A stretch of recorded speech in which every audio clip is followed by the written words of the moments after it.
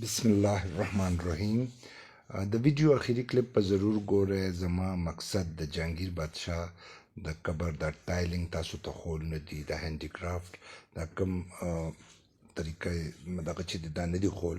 مقصد د ژوند دی چې آیا نه د ده څه حل دی، د انصاف یادو د مغولو بادشاه ډېر پاورفلو د راتلل په لاره کې وفات شو، بیا شادرې په مقام ښخ شو.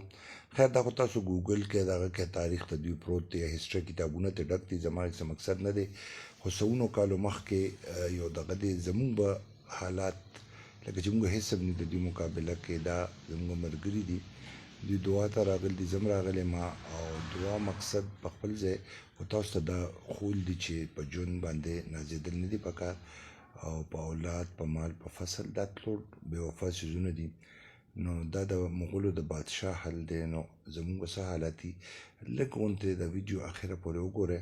یو پیغام دی پکې، خپل کامنټس پرې راته ضرور راکوئ، ځکه چې اکثر ملګري ته تاریخي ویډیوز نه کوي. نو دا مې یو کړې ده، څنګه ده تاسو په ویډیو.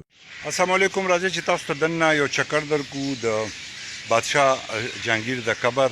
او دا زموږ دپاره یو نشان عبرت هم دی چې د دنیا کې خلک ډېرې منصوبې وتړي، ډېر محلونه جوړ کړي، خو آخر پاتې او زمونږ او ستاسو غوندې خلک به را روان نستونو کې راځي، څوک به په ټیکټ دا خلک ځای ګوري چې دغه جوګه وو، او خو نه مونږ او تاسو نه، مونږ خو واړو څوک پېژني نه. نو دا دنیا ده، په دې باندې نازېدل نه دي پکار. او تاسو دا وکتو، دا بهر ویو هم تاسو ته مونږ وښوله، دننه د قبرستان هم وښوله. نو زموږ دا یو کوشش و تاسو ته د دنیا مقصد بیانول چې دې باندې املا مه تړئ، نه په مال، نه په اولاد، نه په جایدادونو، نه په بنګلو، نه په محلونو.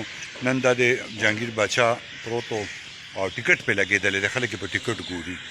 ټیک شو. نو دا زموږ ویلاګ څنګه و، تاسو موږ ته فیډبیک ضرور راکوئ. الله په امان.